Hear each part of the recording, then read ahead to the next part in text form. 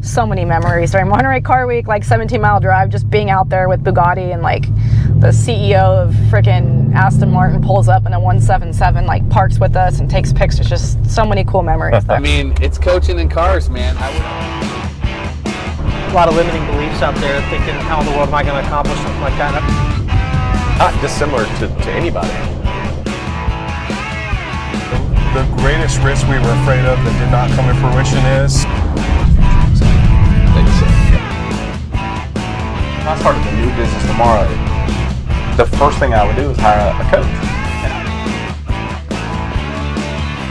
Cool. All right, so we have Aimee Shackleford here with us. Hello. I met you through John, who runs Cars and Coffee Yes. of the Upstate, but we had a couple of conversations, felt like you'd be really great for the show. You are in a lot of things, so I want to make sure I get them all right, but CEO Social Bolt, partner in Gear One Agency, partner of Exotics on Broadway out in California, and also marketing genius behind the Gold Rush. Correct. So tell us a little bit about what you do, how you got into what you do, just a little brief history. Sure. So real quickly, as far as brief history, when I was a kid, which was long ago, my family, they built sprint midget race cars back in the 40s and 50s. So it kind of was in my blood, the car scene, the racing. My grandma, she would sneak into the pits to help the guys fix the cars because women weren't allowed in the pits. She dressed like a guy just to go in there so she could work on the car. So it was cool having a grandma that knew how to work on cars and taught me, you know, how to change the oil and things like that. So that was kind of instilled in me. So as I got older, I grew an extra love for luxury and exotic cars, joined a forum called luxuryforeplay.com. Not porn, it is cars. I know it's a terrible association, but it was back when forums were popular, and those guys started that forum. I came on and helped them do sales and brought about 50 vendors on board within a year. So they saw that I was good at what I do, and they started a rally called Gold Rush Rally. 2009 was the first year, and asked me to be a part of it, help them market it and do the sales. And 17 years later, the rally has grown from a 3-day rally to a 9-day rally with 100 cars, 200 people. We have a great team. There's 20 of us. I help plan the routes, help get participants. I basically have my hands in everything, and I just love doing it. It's been awesome. Social Bolt I started because I was helping Luxury Foreplay do their social media, and this is when Facebook and Instagram were brand new.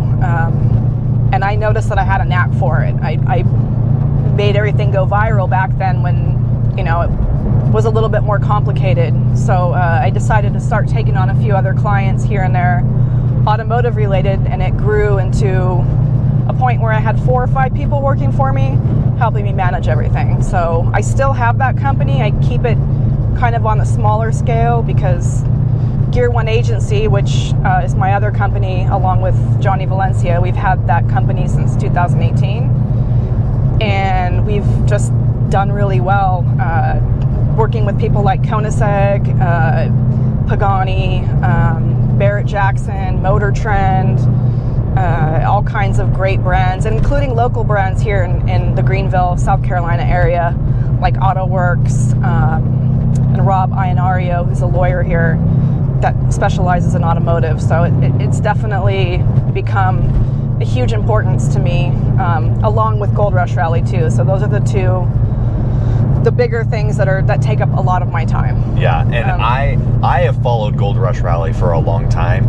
I had no idea who was behind it. I kind of, like, the way that I understood it at the time, obviously I understand it now, but the way I understood it at the time was like, oh, this is just a group of people getting together and, you know, doing this thing. I didn't even realize that it was there's so much planning that goes into it, marketing, much. all of that stuff. And then when I understood that, and then I met you, and I was like, holy cow, it totally makes sense now.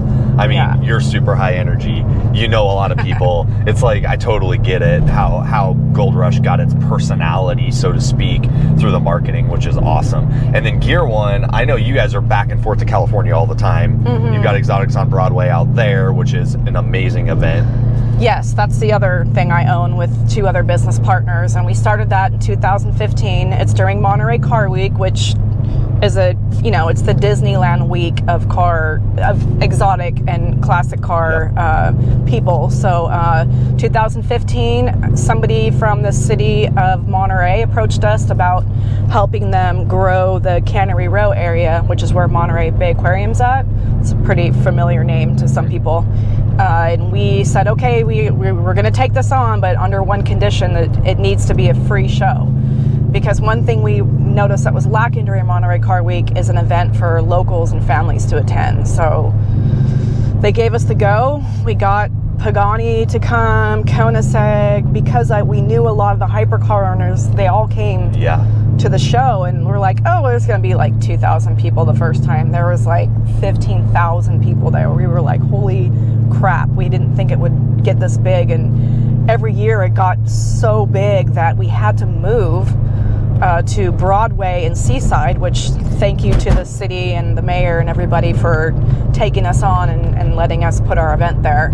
Last year, the show had about 60,000 people in and out throughout the day. We had 72 hypercars, 50 vendors, hundreds of exotic cars. So it's a huge success, and this year we are expanding even larger and making the show free, half free, and then we are going to be fencing off part of the show just because we have to protect some of those hypercars. We're having a little bit of issues, with people getting too close to cars that cost $1 million, $5 million, $10 million. So hopefully, fingers crossed, everybody's okay with this big change we're doing. Yeah. Well, and if anybody's in the car world and anybody's been around the high-end cars, it is not easy to get those people to bring their vehicles out of the garage, especially for events and things like that, for that purpose. But also, it's expensive. Maintenance on those vehicles is expensive, upkeep, all of that stuff. So Aimee gets those people out of the garage. Aimee gets them to the show, organizes everything, which is a huge feat in itself. But knowing people that are willing to do those things for you and for your family is, obviously super helpful. So Cars and Coffee of the Upstate, obviously, John, they've created like this super cool event there. And I know that you and Johnny are participants there. But also, like, the car culture, you were in California for a long time, and now you guys are in Greenville. I know that Johnny grew up in this area. Yes. So that's why you're back. Yes. But tell me a little bit about the potential of the East Coast and the car scene and the lack of action that's happened over the last 10 years or so here. So for me, in this short period of time that I've lived here, obviously I was coming here a lot before. Johnny worked at Michelin for 17 years. I was coming out here to visit him, and I fell in love with everything out here, the people, the culture. But in the 4 years that I've lived here, I have seen the exotic car and luxury car community kind of explode. Like, when I first moved here, you saw maybe an R8, you saw an MP4 12C. Now, almost every day I see, a Rolls-Royce Cullinan, I see an Aventador, I see a 450 or 488. It's becoming more common. You see, like, even the Audi Q8, those are not cheap. Yeah. And I'm seeing those everywhere around here. So I do see it growing quickly, which excites me. Obviously, Charlotte is already huge, Charleston, and of course Atlanta. Those are all close to here. So for me, living in California and embracing the car community out there and getting to know everybody, now I have the desire to do the same thing here. I want to learn the culture here and be a part of it here. Yeah. Some of it's probably outsiders coming into, moving to Greenville because it's such a popular area. I'm friends with a real estate agent here, and he always tells people, like, don't come here unless you're ready to move here, because this city has this weird way of, like, captivating you. It's beautiful. It's got a good, like, charm to it, but ultimately you're close to the mountains, close to the beach, close to Charlotte, close to Atlanta. You can kind of be anywhere you want in less than, a few hours. which is great about Yes. Greenville, but it's also attracting a lot of wealthy people that have cars and are wanting to be a part of it, and we get good weather. You do. I mean, I will say, like, when we first moved here, thank God Johnny's from here, because I can use that for a reference when people find out I'm from the C word, which that's what I call it, is the C word. I'm like, oh God, don't tell them we're from California, because, you know, there's such a stigma with it. So I keep quiet, you know, I never say anything, or if somebody does find out or says something, I'm like, he was from here, I moved here to live with him here, so that doesn't count. Yeah, being from California does not qualify you. It's more or less people here hope that you don't bring the politics Yes. and bring the, you know, everything that's going on in California. It's the politics. Yeah, it's mainly the politics, but the result of the politics too. And it's funny because I come from a Republican family. Yeah. And, you know, you think of California and all everybody thinks of is San Francisco and LA. And there's so much more to California. And the rest of California is Republican. Yeah. Orange County, Republican. San Diego County, Republican. The whole middle of California, where I grew up for a long time, is all farmers and ranchers. And those guys are not Democrats, they're Republicans. Yeah. So it's just interesting to me that, you know, California is Los Angeles and San Francisco, which are two shitholes. I worked for Apple for 6 years. They flew me out there, you know, a couple times a year. Huntington Beach, we had a conference at Huntington Beach every year, which Republican obviously as is hell. Well, yeah, but military. There's military there. But Newport, that whole area is like, I'd call that like South LA County, you know, area. Beautiful, awesome. So beautiful. But my heart, honestly, is Monterey, Carmel, like that whole area. Democratic, though. But it's beautiful. Like there isn't a place on the planet like Highway 1. Oh, it's so amazing. Right there, that whole drive from like Monterey down to Big Bend, like that area. There's nowhere like it for me yet. And you know what sucks is right now it's closed down. It's been closed down. Yep. We do another event through Gold Rush called Fuel Run, which we started in 2013. Mm-hmm. And we started it because there was only one drive that went up to Monterey from LA. And it was called Italian something, I can't remember, but they only allowed Italian cars. And we had people who had Bugattis and Rolls Royce and Aston Martins, and they're like, nope, you can't come with us. So I said, okay. I told the guy, I said, I'm gonna do my own rally up there, and you can't get mad because you're not allowing these people to come. Yeah. So we ended up having 50 cars. We sold out on that drive, and we had Lamborghinis. Yeah. We had all the Italian cars, so the guy got a little upset. Yeah, I had another shoot this morning, so the batteries were a little... What, was it another like car person? No, it's a painting company. Yep. Oh, like, what do you do? What I do is I grow and scale companies. So like most companies that are going through that phase where they're like, it's uncontrollable growth, or they need to hire people, or whatever that looks like, or they just need to scale it, or they don't have like any strategic plan or anything like that. That's where I come in. I help them organize everything. We create a strategic vision, strategy, and plan, and we help them go execute on those things so they can grow from 10 million to 30 or 30 to 100 or whatever their goal is. Okay. So that's what I do every day. So I travel. I was about to say, are you local or do you go everywhere? I travel all around. So like I was in Texas. I got home at midnight last night from my client in Texas. Is that where you're from? I remember you told me. No, I'm from Nebraska. Nebraska, yeah. okay. I'm originally from Kansas. And how long have you lived? I've lived in the upstate for 2 years. I've lived in South Carolina for 2 years, about. Yep. So I am curious mostly how you have this, I want to say like superpower of marketing and social media. And there's a lot of people out there that claim that they've cracked the code on all of these things, and they have a ton of followers and all that kind of stuff.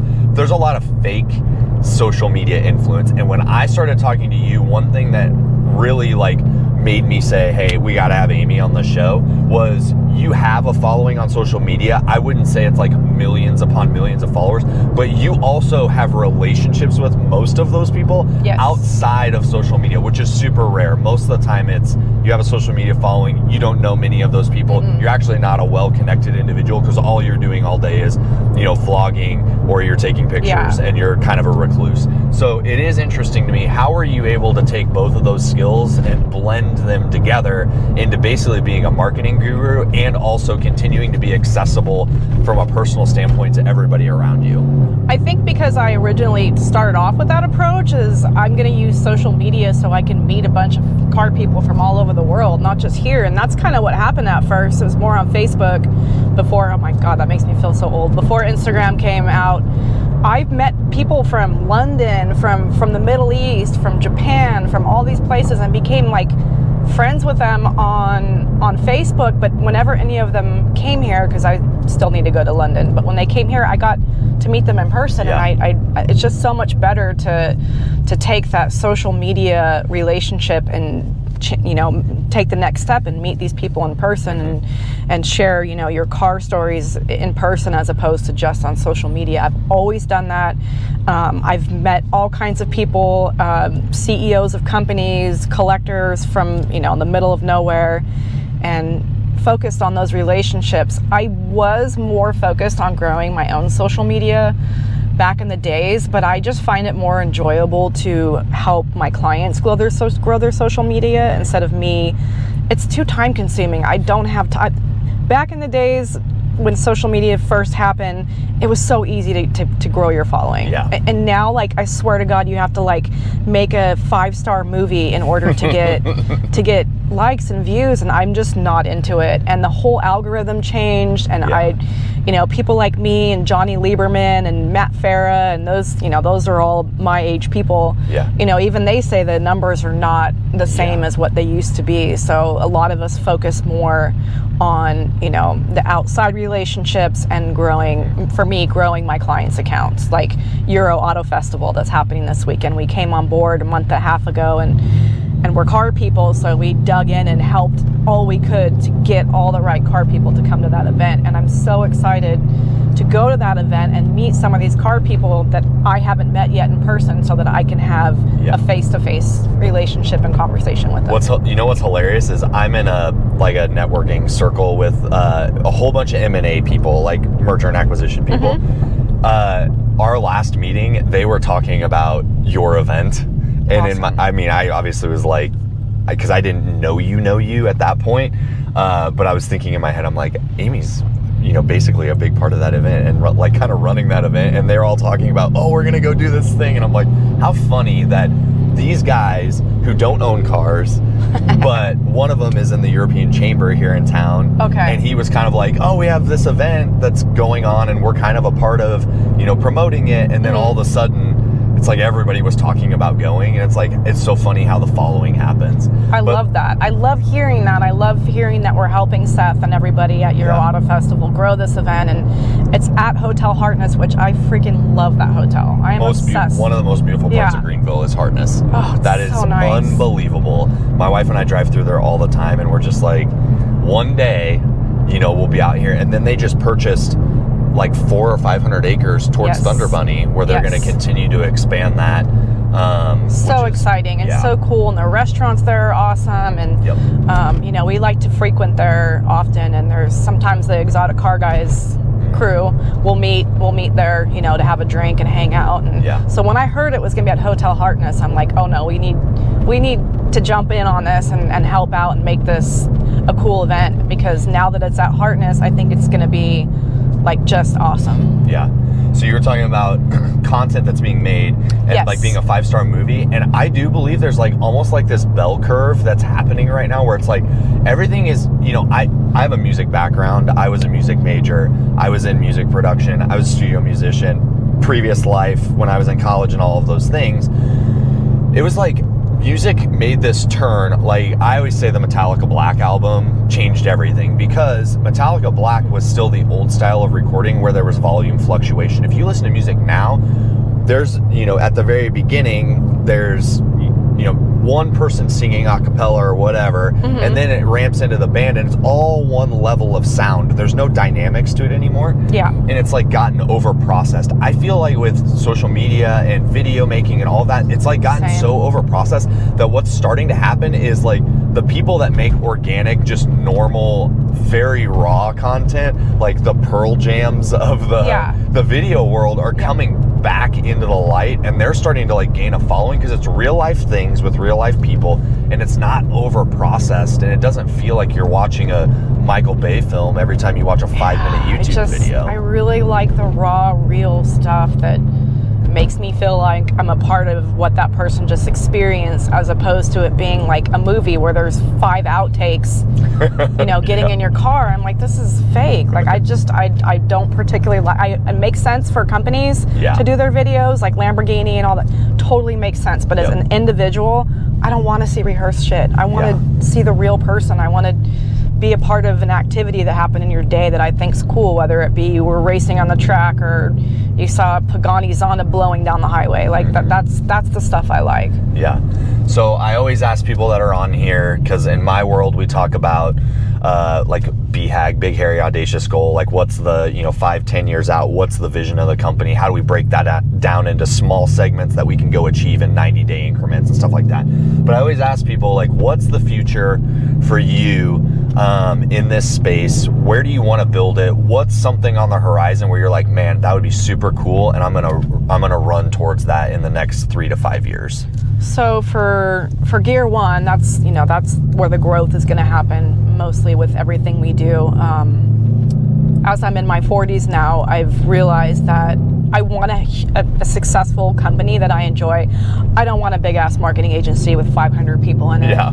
It's not something I want. I want to keep it to a scale where we're successful and enjoying our life and doing what we love. So we're pretty much already there. I would like it to grow a little bit more. My goal for Gear One is, I don't know if it's a selfish goal or not, but, and I hope I'm going to send this to them so they hear it. I would love to help Pagani with their Raduno, or I would love to help Koenigsegg have their own curated rally in the US, or I want to help Bugatti, which I did a long time ago. I used to work for Bugatti. I helped them plan a rally in West Palm Beach. I think it was like 10 years ago. And it was so much fun and so cool because I didn't really have restrictions on things. Like, I could pick the most expensive restaurant. I could, do all these things that I'm a little bit more restricted on Gold Rush because there's 200 people. Yeah. So the hotels are restricted, the restaurants. Yep. So that's secretly like my goal, is to get one of these hypercar companies to let us curate and put on the entire rally for their customers. Because guess what? I already know all their customers. So I always try and sell that to them. Like, I can manage the event, plus I know all them. So that's what I want. It might be a weird goal, but that's my goal. No, I like it. Yeah, and I love how, when I talked to Johnny at the last Cars and Coffee, he was talking about how, like, it's like you just said, it's so much easier to have an intimate 50-person group. And I love that you guys are like, we could get 500 people to these events, but it makes hotels complicated. We can't give the experience that we want to give and that we know that we can provide to people, which, inside of a company, bridging the gap to what I do, we call that like purpose, and we call that like values. What are our purpose and values as a company, and how do we hire and attract people based on those things, and also exit people from the company that aren't living up those things. Yeah. But it also is a way for us to keep the quality of what the company was started for in the beginning. So it's like, you guys, we were this, this intimate group of, 50 people going and doing it. And it's like, we could grow it to 500, but we actually enjoy doing this experience over and over and over again. And there's a market for it, which is great. Yeah, I mean, and that's the one thing in this economy right now. Like, it's a little scary right now, but it's not scary for us when the portion of our work that involves hyper and supercars, those guys are not affected. Yeah. So we're safe in that area. I mean, we've branched out. We're working with Motor Trend and helping them with brands like Super Street, and I'd really love to get into like the off-road stuff with overlanding. So trying to expand a little bit past exotics just for our own personal enjoyment. Yeah. And we're starting to get into that. But I love what you guys have built. Honestly, when John told me that you lived here, when John told me that you lived here and he introduced me to you, he's great. Dude, I was like, a little bit of a schoolgirl. I was very excited at first, and then I was like, I cannot wait for this opportunity to sit in a car with Aimee and talk about these things like we did, and it was super great. It did not disappoint, and I wish I could have taken everybody on the house tour of the house and seen the memorabilia and those kinds of things. Like, you guys have collected a lot of really unique things along your journey and held them close to you over that time period, which is super cool. Yeah, I'm very thankful for where I'm at in life right now. I did work my tail off to get here, but working your tail off doesn't always mean you're gonna be successful. I hate to say that, but it's true. So I am very thankful for where I'm at right now, and I love living in Greenville. I love the community here. John is great. There's just a lot of really great car people here, and I'm looking forward to seeing it grow more. Yeah, and I think, just to put a cap on that, working hard is a necessity for building a successful business.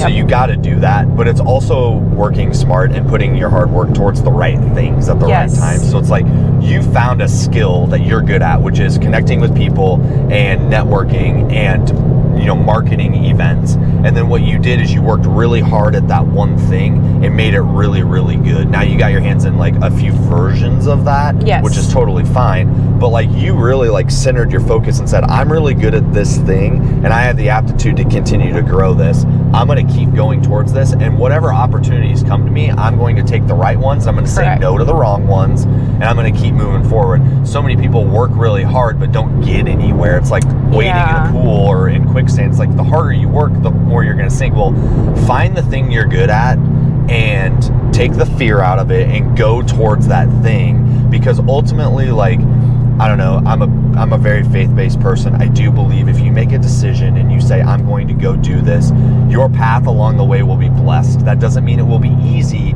but those opportunities will come. When I went into coaching, I knew it was gonna be hard. I didn't know anybody. I didn't have a network. I had to go out and build my network of people and go talk to owners as a 25 or 30-year-old kid at that time. So it was like, man, like I had an uphill battle, but I worked hard. I knew my heart was in it, and I knew that it would be blessed at the end of the day, and amazing opportunities came my way. So that's just a lesson to everybody. No, I mean, that's definitely true, and I also feel like it's important to be a good person. I do believe in karma, and I've made it a point to always do the right thing and pass on opportunities that I feel were for wrong, in the wrong. And also I'm very charity driven. We do a lot of things for charity. We're involved in a lot of different charity events like Cars and Copters and Hot Rods and Helos. And that's in Huntington Beach. Those are both charity based.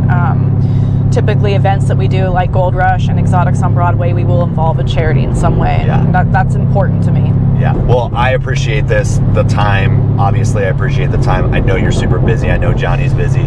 Obviously, I appreciate the time to get with you guys. I love the story. I love what you guys are building. I always give somebody a 30-second to a minute spot on promoting who they are, how we can find you, and events coming up. So the floor is all yours. Cool. I'll try to throw it all in as fast as I can. So Gear One Agency is our marketing agency. It's strictly automotive based. We are based in Greenville, South Carolina, and Los Angeles as well. I also own Social Bolt, which is a social media management company.